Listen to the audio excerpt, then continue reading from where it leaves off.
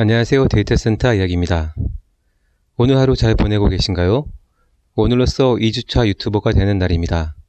컨텐츠를 만들기가 시간이 갈수록 더 어려워지는 것 같습니다. 제 눈높이는 높아지는데 동영상을 만드는 실력은 부족하고, 컨텐츠 하나를 만드는 데 있어서 시간이 필요한데 시간도 부족하고, 정말 동영상을 하나 만드는 것이 쉽지 않은 것 같다는 생각이 듭니다. 하지만 조금씩 노력하면서 좋은 동영상을 계속 만들 수 있도록 노력하겠습니다.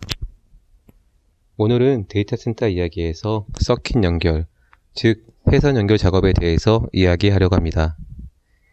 회선 연결 작업은 자신이 운영하는 라우터나 네트워크 장비의 외부 회선을 연결하는 작업을 의미합니다. 보통 라우터에 사용을 하고자 하는 ISP 회선을 연결을 합니다. 상황에 따라 라우터끼리 백본망을 구축하기 위해서 회선을 작업하기도 하고, 또는 고객과 연결을 위해서 회선 연결 작업을 할 때도 있습니다.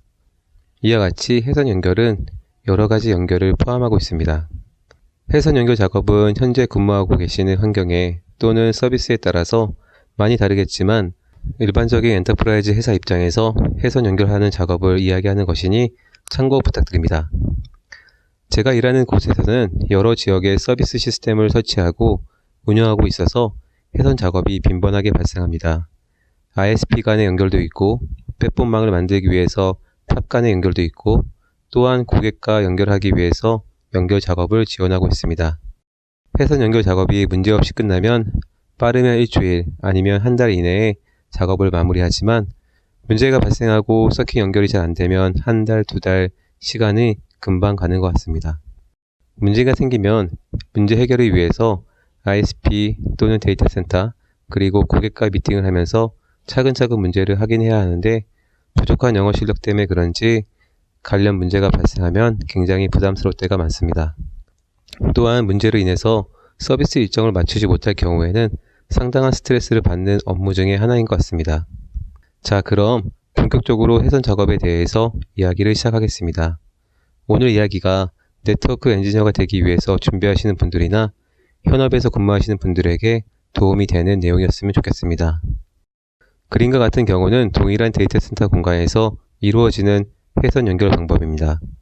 같은 공간에 있기 때문에 회선 연결을 하는 데 있어서 손쉽게 이루어집니다. 사용을 하고자 하는 ISP 회선을 연결하기 위해서는 ISP에게 LOA를 받습니다. LOA가 무엇인가 하면 Letter of Authorization이라고 하며, 해당 문서는 ISP 쪽에서 이론 고객과 연결을 허용한다는 일종의 편지라고 생각하시면 됩니다. 이것이 왜 필요하냐면, 고객이 회선을 연결하기 위해서 데이터 센터에게 회선 요청을 해야 합니다. 요청하기 위해서 ISP에게 받은 LOA를 제공해야만 이 ISP가 누구에게 포트를 허용했네 라고 이해하며 요청한 작업을 진행하게 됩니다. 만약 LOA 문서가 없다면 회선 연결을 할 수 없으며, 담당하시는 네트워크 엔지니어는 LOA를 ISP에 요청하여 문서를 받으셔야 합니다. 말씀드린 것 같이 같은 공간의 회선 연결은 이런 식으로 연결되며, 연결 구조는 그림과 같습니다. 회선 연결 시에 문제가 발생하여 조치가 필요하다면 먼저 고객 영역, 즉 자신의 영역에서 문제점이 없는지 먼저 점검합니다. 우선 연결할 장비에 설정이 제대로 되어 있는지 확인하고, 패치 패널에서 연결된 파이버 케이블이 문제가 없는지 확인합니다. 네트워크 연결을 물리적으로 해보지 않는 분들이 가끔 있으신데, 그로 인해서 멀티 케이블이나 싱글 케이블을 잘 알지 못해 잘못된 타입의 연결로 문제가 발생할 수 있습니다. 그렇기 때문에 사용하는 케이블 타입이 자기가 요청한 타입이 맞는지, 그리고 사용되는 옵틱도 자기가 요청한 타입이 맞는지 꼭 확인해 보셔야 합니다. 같은 데이터센터 공간이라도 일반적으로 ISP 연결은 싱글 모드를 사용하니 이 점은 참고하시면 좋을 것 같습니다.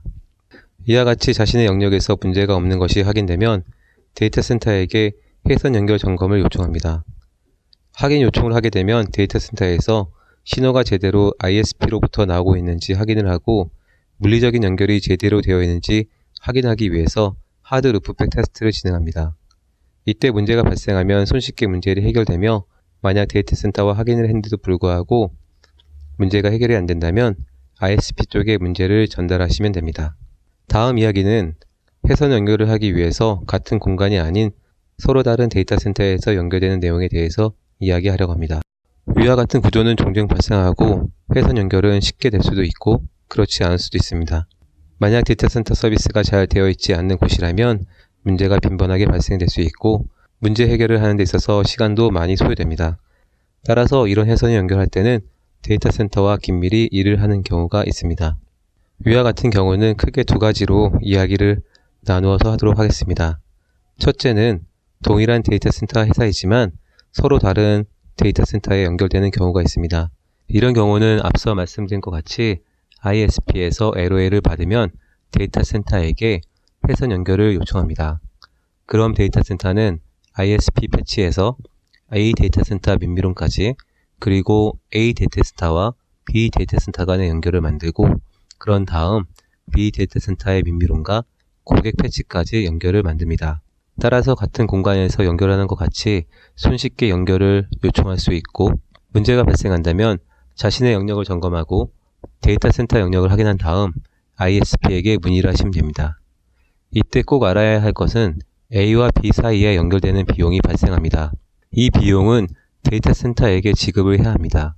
연결 비용은 초기 비용과 먼슬리 비용을 내야 하기 때문에 연결을 하기 전에 비용이 얼마나 드는지 꼭 확인하시기를 바랍니다. 두 번째 경우는 서로 다른 회사의 데이터 센터에서 연결을 할 경우입니다. 이 경우는 앞에 이야기한 것보다 진행하는데 좀 더 어려움이 있습니다. 먼저 데이터 센터 간의 연결을 제공하는 L2 사업자를 찾아야 합니다. L2 사업자를 찾고 L2 사업자의 정보를 이용하여 회선을 연결합니다. 이때 LOA는 L2 사업자에게 정보를 받고 해당 정보를 데이터 센터에게 제공하며 다른 데이터 센터 쪽과 연결을 시도합니다. 다른 데이터 센터 연결은 L2 사업자가 해당 데이터 센터에 위치하고 있기 때문에 ISP에서 받은 LOA를 L2 사업자에게 전달하여 다른 쪽 데이터 센터 쪽에 연결을 진행합니다. 이와 같이 연결해서 문제가 발생한다면 말씀드린 것 같이 자신의 연결을 검증하고 그리고 자신이 위치한 데이터 센터와 연결을 확인한 다음 L2 사업자 그리고 ISP 쪽에 연락하여 문제를 해결하는 것이 바람직합니다. 하지만 문제점은 각 영역에서 확인을 하면 거의 100이면 100 자신 쪽에 문제가 없다고 합니다. 이런 경우는 다 같이 미팅하여 구간별로 테스트를 하면서 검증하는 것이 가장 빠르고 효과적인 방법일 것입니다. 다음에 이야기할 회선 구성은 약간 변태적 연결 방법입니다. 제가 오래전에 경험을 했지만 정말 다시 경험을 하고 싶지 않은 구성입니다. 당시 회사에서는 데이터 센터 상면을 빌려서 데이터 센터 서비스를 고객에게 제공해주고 있었습니다. 입주한 고객은 AT&T 회선을 사용을 원했고 요청한 회선을 사용하기 위해서는 다른 층의 AT&T와 연결을 해야 됩니다. 회선 연결을 위해서 앞서 말씀드린 것 같이 정상적인 프로세스를 가지고 작업을 했고 모든 물리적인 연결을 했다고 데이터 센터와 ISP 쪽에서 답변을 받았습니다. 하지만 저희 쪽 장비에서는 시그널이 들어오지 않았고 물리적인 문제가 있다고 판단하여 각 영역을 조사하기 시작했습니다. 먼저 우리 쪽 영역을 확인했고 그런 다음 B 데이터 센터에게 연락하여 문제 확인을 요청했습니다. B쪽에서는 우리는 정상적으로 연결을 했어. 하지만 상위 쪽에서 시그널이 보이지 않아 라고 답변을 받았습니다. 그래서 B 데이터 센터와 함께 층간 회선을 연결해주는 곳에 문의를 했지만 그쪽은 문제가 없다고 간단하게 답변이 왔습니다. 제가 봤을 때는 층간에 문제가 있어 보여 제대로 확인하고 싶었지만 층간 회선을 연결하는 곳은 저희 쪽 영역이 아니기 때문에 제가 어떤 요청이나 어떤 문제점을 제기할 수 있는 권한이 없었습니다. 따라서 지속적으로 B 데이터 센터와 함께 이야기하면서 문제를 확인하였습니다. A 데이터 센터 경우도 부분적으로 사용하고 있는 곳이라 문의를 했지만 우리는 제대로 시그널을 보내고 있지만 아래에서 시그널을 받지 못해 라는 답변을 받았습니다. 따라서 층간 연결하는 부분이 문제가 있다고 판단하여 B 데이터 센터의 매니저와 금요일 4시에 찾아가 문제 확인을 해줘 라고 이야기했는데 그쪽 담당자 하는 말이 여기 연결 구성은 동부 엔지니어가 담당하고 있기 때문에 지금 확인할 수 없다라는 답변을 받았습니다. 어쩔 수 없이 며칠을 더 기다려 담당자와 다시 확인을 했고 층간의 회선을 연결하는 곳에서 포트 정보를 잘못 알고 있어서 잘못 연결한 것을 확인할 수 있었습니다. 같은 건물 안에서 층간의 연결, 아무리 생각해도 어려운 문제가 아니고 힘든 일이 아닌데 이 문제를 해결하기 위해서 거의 2주 또는 3주 동안 매달렸던 기억이 납니다. 당시 고객은 미친 듯이 저를 푸시하고 저는 미친 듯이 뛰어다니며 문제를 해결하려 했지만 정말 제 영역에서 할 수 있는 것들이 많지 않았던 기억이 납니다. 가끔 개인적인 일이나 출장이 있어 LA를 방문하면 그때 그 기억이 스물스물 올라옵니다. 어떻게 보면 어렵지 않는 일처럼 보였지만 당시 저는 네트워크 엔지니어가 아닌 시스템 엔지니어였고 이런 연결에 대해서 아는 사람이 하나도 없었기 때문에 정말로 발로 뛰어다니며 문제를 해결했던 기억이 납니다.